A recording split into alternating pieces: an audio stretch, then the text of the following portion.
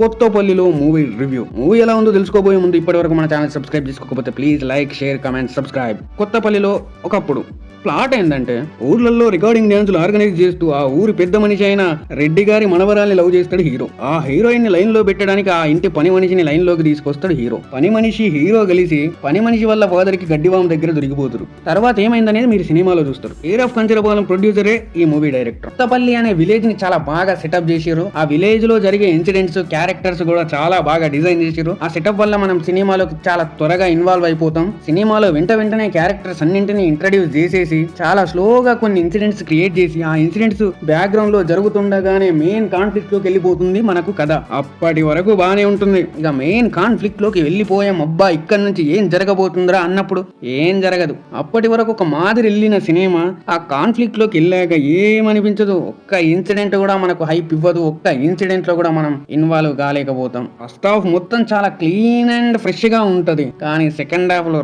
Roast అనిపిస్తుంది. కొన్ని incidents మినహాయించి మిగిలినదంతా అస్సామే.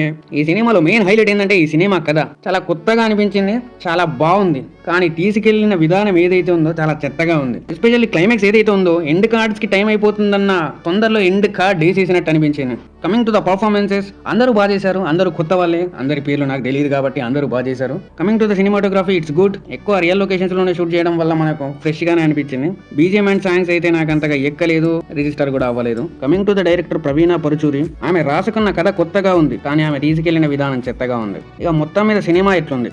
ఇట్ వాజ్ డీసెంట్ వాచ్ అనే అనిపించింది.